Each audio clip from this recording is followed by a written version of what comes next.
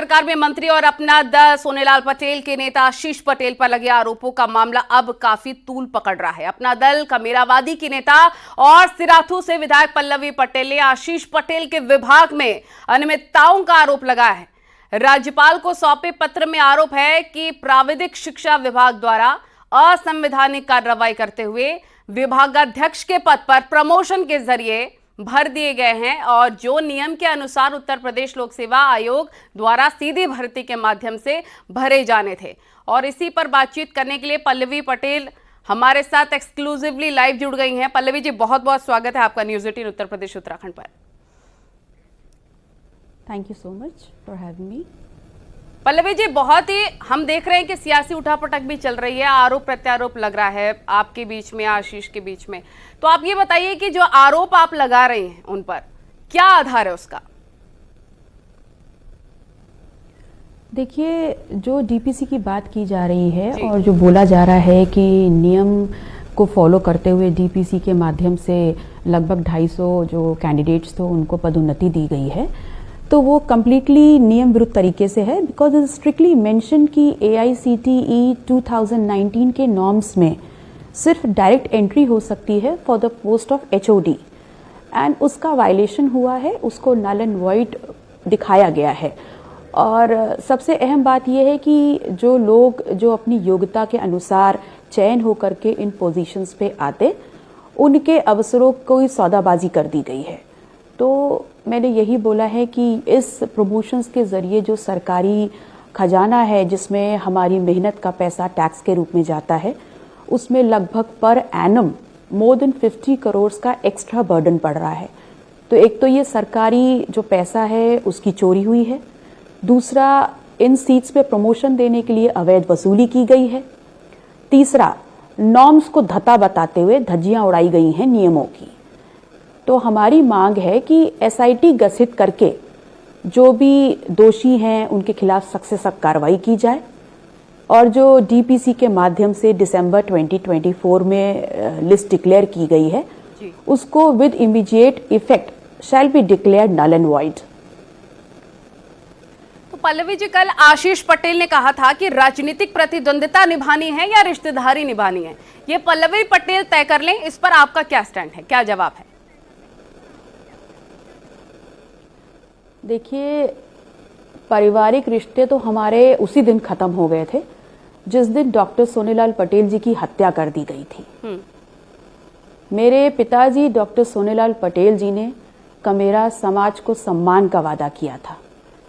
वो मुझे अपनी जिंदगी की आखिरी सांस तक निभाना है, पिछड़ों के हक और अधिकारों की लड़ाई लड़नी है और उसे जीतना भी है। डॉक्टर साहब के जाने के बाद 2009 से लगातार हम उनकी हत्या की जांच की मांग कर रहे हैं, आज तक तो हुई नहीं। और सबसे अहम बात यह है कि भी होगी भी कैसे, क्योंकि अभी वर्तमान में जो गृह मंत्री हैं अमित शाह जी, आप देख नहीं रहे हैं कि वो कैसे हम दलितों पिछड़ों के जो भगवान हैं उनके ऊपर कितने नीच टिप्पणी कर रहे हैं। उनको क्या पता डॉक्टर सोनेलाल पटेल के संघर्ष, डॉक्टर सोनेलाल पटेल की तपस्या के बारे में। लेकिन आशीष पटेल का यह आरोप है कि आपको कहीं और से गाइडलाइन मिल रही है, गाइड किया जा रहा है, आपको धरना मास्टर तक कह दिया जा रहा है। आपकी इस पर क्या प्रतिक्रिया है? कहां से आपको गाइडलाइन मिल रही है? ये देखिए, ऐसा है कि जिनको बहुत आसानी से फ्री में दलाली करके जो ऊंचे ऊंचे पद मिल जाते हैं और मलाई खाने को मिल जाती है ना, उनको दूसरों के धरना, उनको दूसरे के लाठी खाना, जेल जाना, सड़क पर संघर्ष करना, ऐसे तमाम संघर्ष उन लोगों को उपहास दिखते हैं। तो ऐसे छोटी सोच के लोगों के बारे में क्या बात करना। और रही बात कहां से कंट्रोल हो रहे हैं और ऑपरेट हो रहे हैं, तो मुझे तो हंसी आती है उस नोएडा वाले स्क्रिप्ट राइटर के ऊपर, उसकी बुद्धि के ऊपर, कि वो व्यक्ति घोड़ों की रेस में गधे और खच्चे पर दांव लगा रहा है। पल्लवी जी, क्योंकि हमने सुना है, कई बयान दिया आपने, चोर उचक्का तक आपने उनको बता दिया है, लेकिन वो तो ये कह रहे हैं कि सब कुछ नियमों के मुताबिक हुआ है, जिस घोटाले का जिक्र आप कर रखी हैं। मेरे पिताजी के नाम और मेरे पिताजी की जिंदगी भर की जो तपस्या रही है उसको बेच करके जो आदमी खा गया, उनके बनाए हुए कमेरा आंदोलन, अपना दल को जिसने टुकड़ों टुकड़ों में तोड़ने का काम कर दिया, वो इंसान अपने आप को व्हाइट कॉलर होने का दावा कर रहा है। उसको चोर और उचक्का नहीं कहा जाएगा तो क्या कहा जाएगा? वो तो ये भी कह रहे हैं कि आपकी ये पूरी प्रॉपर्टी की लड़ाई है, आप संपत्ति चाहती हैं, इस वजह से ये पूरा आपने ग्राउंड तैयार किया है। देखिए, डॉक्टर सोनेलाल पटेल जी और श्रीमती कृष्णा पटेल जी मेरे माता पिता, उनकी 4 संतानें हैं। और डॉक्टर सोनेलाल पटेल जी के रहते हुए और उनके जाने के बाद उनकी जो तमाम संपत्ति है वो जैसी थी वो आज भी बिल्कुल वैसी ही है। और अगर प्रॉपर्टी का कोई विवाद है तो वो हम चारों बहनें जो डॉक्टर सोनेलाल पटेल और कृष्णा पटेल जी की संतानें हैं वो आपस में बैठ के निपटा लेंगे। उनको मिर्ची क्यों लग रही है? वो पहले अपने पिताजी की प्रॉपर्टी के बारे में बताएं ना। आप विधानसभा में जो डॉक्यूमेंट लेके गई थी, आप राज्यपाल के पास भी वो डॉक्यूमेंट लेकर पहुंची। अब आप किस स्तर पर जांच चाहती हैं? उनकी तरफ से क्या आश्वासन मिला आपको? हाँ, देखिए, महामहिम राज्यपाल जी से नव वर्ष के मौके पर मेरा मिलना हुआ और मैंने प्राविधिक शिक्षा विभाग में जो घोटाला हुआ है उसके सापेक्ष उनको तमाम दस्तावेज हैंडओवर किए हैं। और जिस गहनता से, जिस इंटरेस्ट से उन्होंने इस तमाम प्रकरण को समझने का काम किया है मेरी मुलाकात के दौरान, मुझे ऐसा लगता है कि जिनके अवसरों को और जिनके भविष्य को लूटा गया है, वो जो योग्यता रखने वाले टीचर्स थे, प्रोफेसर्स थे, जो स्टूडेंट्स थे, उनको न्याय मिलेगा। और जो सरकारी पैसे की चोरी हुई है उस पर भी कड़े कदम उठाए जाएंगे। तो किस प्रकार का घोटाला आप इसे मान रही हैं? कौन सा पैसा चोरी हो गया? क्या घोटाला हुआ इसमें? देखिए, पहला तो घोटाला ये है कि आपने जो लोगों को प्रमोट करके ऊपर बैठाल दिया है वो नियम विरुद्ध है। ऐसे में पे बैंड, पे स्केल का अंतर आ गया है और जो पे स्केल अब पे किया जाएगा एचओडीज को, उसमें प्रति वर्ष लगभग 50 करोड़ के ऊपर का एक्स्ट्रा बर्डन सरकारी कोष पे आएगा। तो इसकी जिम्मेदारी किसकी बनती है अगर ये पैसा लूटा जा रहा है तो? नंबर 2, इन एचओडीज में जो 3000 क्वालिफाइड स्टूडेंट्स डायरेक्ट चयन होकर के जाते, उनके भविष्य और उनके अवसर जो थे वो तो लूट लिए गए। तो उसकी जवाबदेही किसकी है? और उन पॉलिटेक्निक्स में जो लगभग 1.5 लाख स्टूडेंट्स पढ़ रहे हैं, अगर उनको अनक्वालिफाइड एचओडीज और टीचर्स पढ़ाएंगे तो हम बेहतर भविष्य की कल्पना कैसे कर सकते हैं? जी, अब इस पर देखिए, बाकी जो राजनीतिक पार्टियां हैं, जो नेता है, वो भी अपनी बयानबाजी दे रहे हैं। ओपी राजभर की तरफ से ये कहा जा रहा है कि आप लोगों की ये पर्सनल लड़ाई है, पारिवारिक लड़ाई है। इस पर आप क्या कहेंगी? देखिए, मुझे इस बारे की जानकारी तो नहीं है, लेकिन अगर आप कह रही हैं तो मैं सिर्फ इतना कहना चाहूंगी कि मेरे निजी और मेरे पारिवारिक जो आंतरिक मसले हैं उस पर बोलने की बजाय जिस उत्तर प्रदेश की भारतीय जनता पार्टी की सरकार में वो मंत्री हैं, अगर वो उस सरकार में हुए प्राविधिक शिक्षा विभाग के घोटाले पर बात करते तो उनकी उम्र की जो परिपक्वता है वो और ज्यादा झलकती।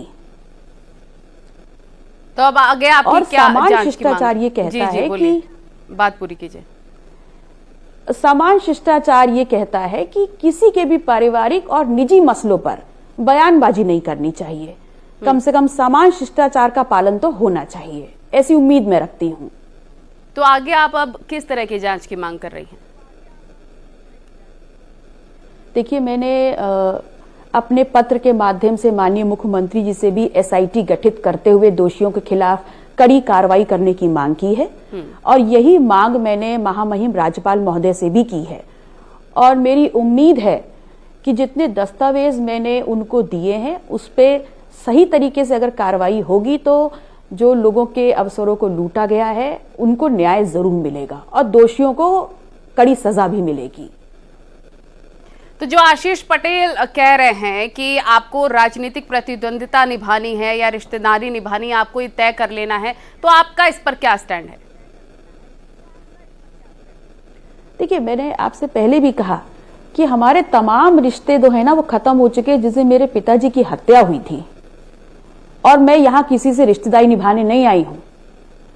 मेरे पिताजी का वचन था कमेरा समाज को सम्मान देने का, और अपने समाज और पिछड़ों के हक और अधिकारों के लिए मैं लड़ूंगी और उनका दिया हुआ वचन निभाऊंगी जब तक मेरे दम में दम है और सांस में सांस है।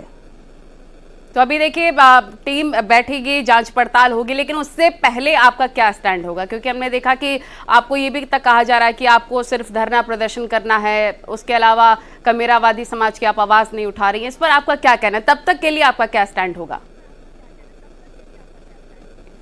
देखिए, मैं इस मसले को किसी भी कीमत पे ठंडा नहीं होने दूंगी, और इसलिए नहीं होने दूंगी क्योंकि हमारी मेहनत का वो पैसा है जो सरकारी कोष में टैक्स के रूप में जाता है, और एक बड़े अमाउंट की चोरी हो रही है, और ऐसा नहीं है कि अनजाने में हो रही है।